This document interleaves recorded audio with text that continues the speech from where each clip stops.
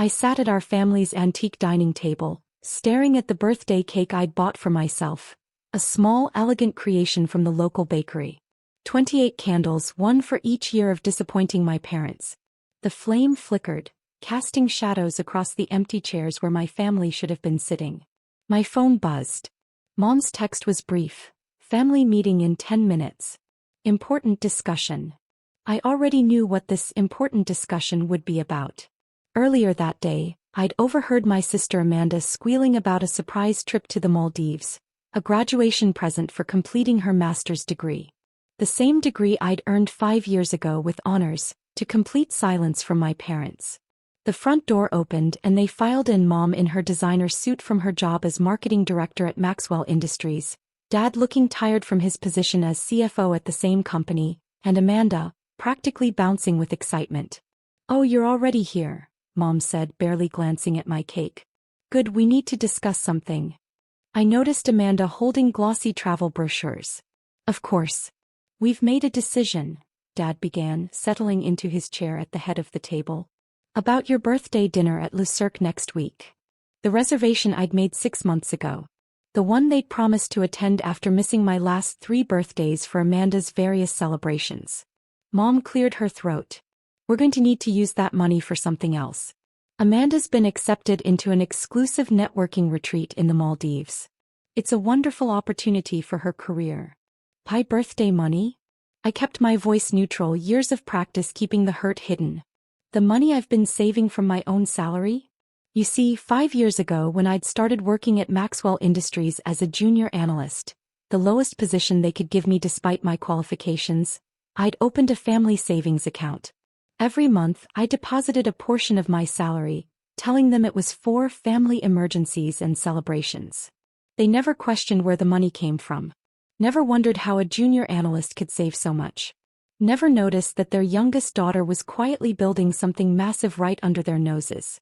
"Emma, don't be selfish," Amanda cut in. "This retreat could help me become CEO someday. It's not like you're doing anything important with your life." I looked at my sister, perfect Amanda, with her perfect grades, perfect hair and perfectly curated social media presence showcasing her executive lifestyle. If only she knew. "We've already booked her tickets," Dad added. "First class. The retreat starts next week, so we needed to act fast. Using my birthday money." I stated again, watching them squirm slightly. "Well, you can always celebrate another time," Mom waved dismissively. "This opportunity is too important to pass up. The retreat is being hosted by Wilson Global Enterprises. Do you know what that could mean for Amanda's career?" Oh, the irony. I bit back a smile. "Fine," I said simply, standing up. "Take the money. I hope the trip is everything you dream of, Amanda." They stared at me, clearly expecting the usual tears or protests. Instead, I calmly picked up my untouched cake. "That's it." Amanda looked suspicious. "No drama. No drama." I headed toward the door, pausing only to check my watch.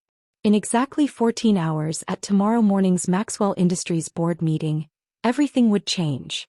"Emma." Mom called after me. "Don't you want to hear about Amanda's retreat plans?" "I'm good." I smiled, thinking about the folder sitting on my desk at home. "I have an early meeting tomorrow. Wouldn't want to be late." As I drove home, their words echoed in my head. Wilson Global Enterprises. The company I'd built from scratch over the past 5 years, using a different last name, keeping my identity hidden even as we became one of the fastest-growing corporations in the country. The same company that had just completed a silent takeover of Maxwell Industries. My phone rang. "Sarah, my CEO." Yes, I had a CEO running the public side of my company while I worked, as a junior analyst, gathering intel from the inside. "Everything's set for tomorrow," she reported. "The board votes are confirmed. Maxwell Industries will officially become a subsidiary of Wilson Global at 9 a.m. And my parents?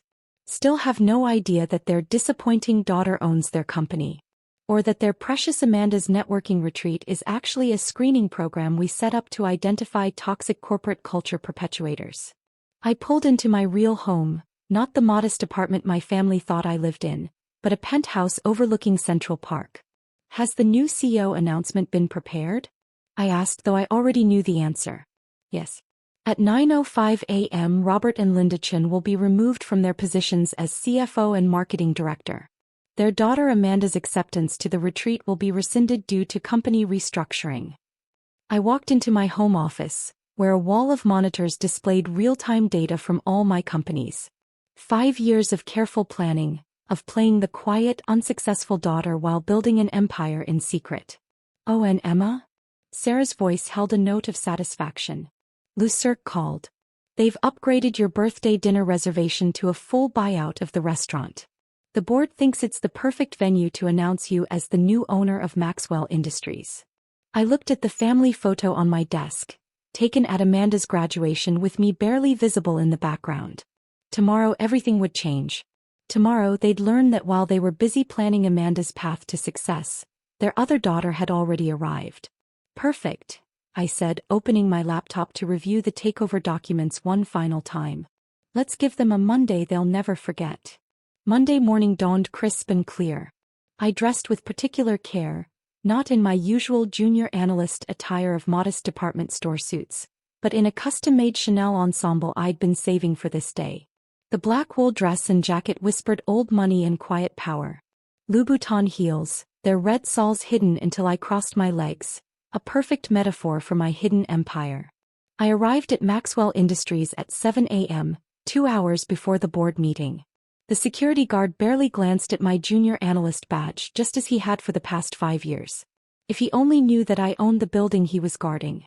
My tiny cubicle on the 15th floor was exactly as I'd left it Friday, family photos carefully arranged to show the modest life I supposedly led, sticky notes with basic tasks that were far beneath my actual capabilities, and the Employee of the Month certificate from 3 years ago that my parents had never even noticed.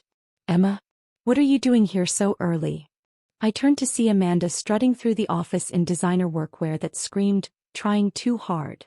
She'd started as a special executive consultant 2 months ago, a position Dad had created specifically for her.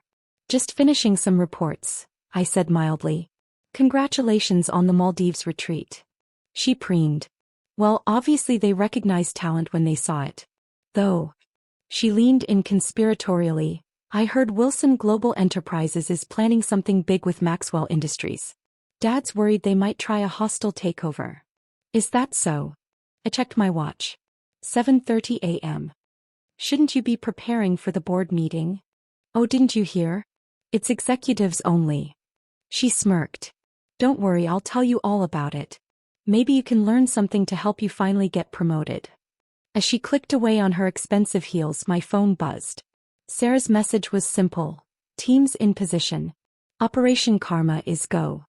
At 8:45 a.m. I took the service elevator to the private floor above the executive boardroom, a space only I knew existed. Through the hidden observation panel, I watched the room fill with board members, executives, and my family. Mom was fussing with Amanda's hair while Dad stood at the head of the table, shuffling papers importantly. The board members looked nervous, though my parents seemed oblivious to the tension. At precisely 9 a.m. the main doors opened.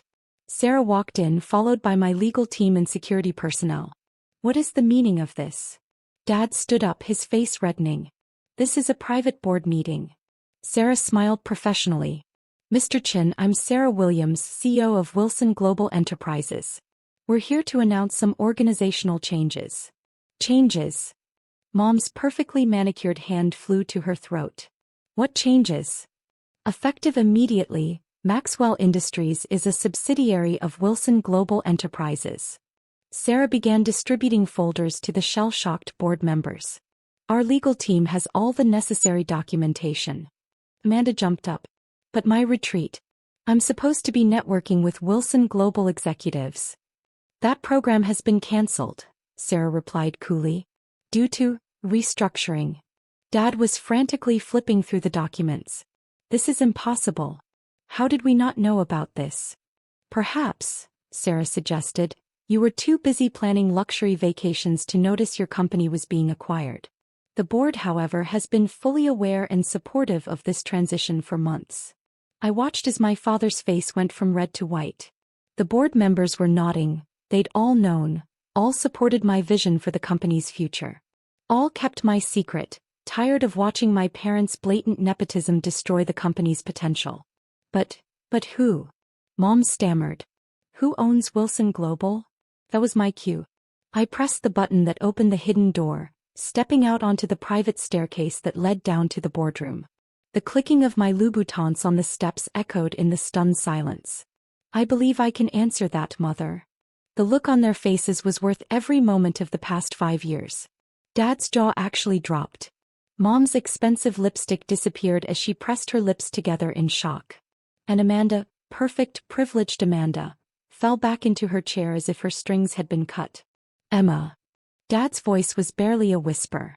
What? How? Wilson Global Enterprises is my company, I said clearly, taking my place at the head of the table.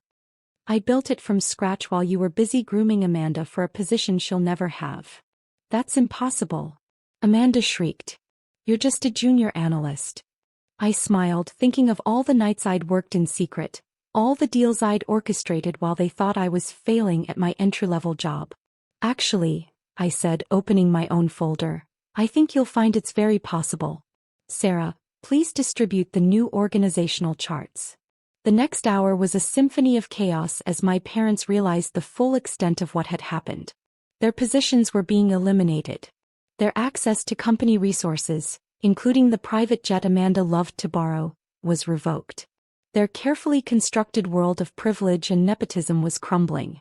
You can't do this to us, Mom finally said, tears streaming down her face. We're family. Family. I raised an eyebrow. Was it family when you canceled my birthday dinner to fund Amanda's vacation? When you gave her a made-up executive position while I couldn't get promoted?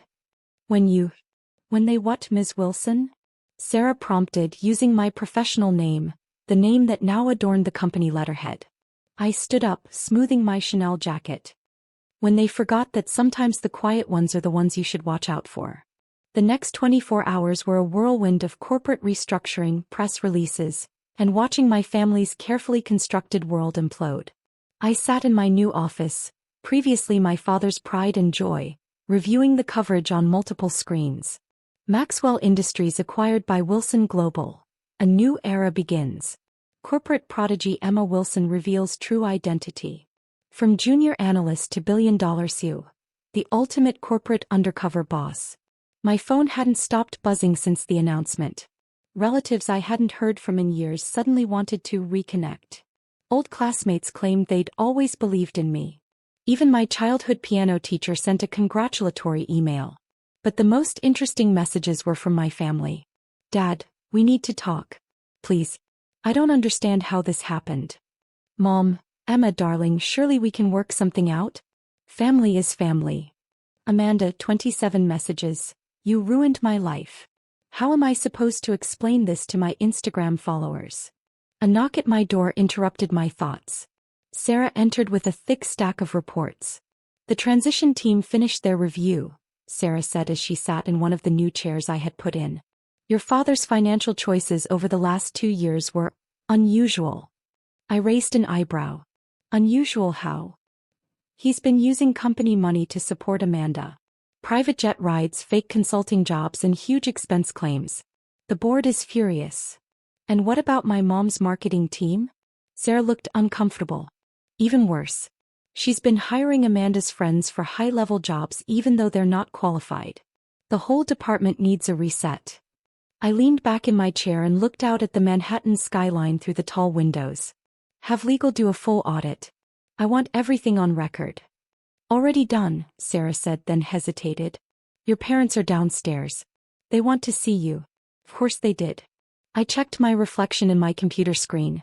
Perfect makeup, neat hair. Power is all about the details. Send them up, I said. And Sarah? Have security nearby just in case. 5 minutes later, my parents walked into my office. They didn't look as polished as usual. Dad's tie was crooked and Mom's mascara was smudged. They looked human. Emma, Dad began, stopping to take in the room. The old hunting paintings were gone, replaced with modern screens showing real-time business updates. His antique furniture had been swapped for sleek, modern designs. Please sit, I said, pointing to the chairs across from my desk. The same chairs I'd sat in while being told I wasn't good enough. How could you do this? Mom asked. We're your parents. Interesting, I said, pulling up a file. Let's talk about what being parents means. Should we go over the last 5 years? The missed birthdays? Always comparing me to Amanda? Blocking every chance I had at work. We never tried to stop you, Dad started. Really? I pressed a button. His voice filled the room in a recording. Keep Emma in her current position. She's not ready for a promotion. Another clip played. Mom to her marketing team. Don't include Emma in the training program. Give that spot to Amanda's friend Jennifer. They sat in silence, listening to recording after recording of how they'd held me back. How did you do all this while working here? Dad finally asked. I smiled. Ever wonder why I chose that tiny cubicle near the server room? Why I worked late all the time? That gave me access to everything. You were collecting information, Mom said slowly. This whole time. While you were busy promoting Amanda's Instagram posts as marketing, I was building the biggest digital transformation company in the country.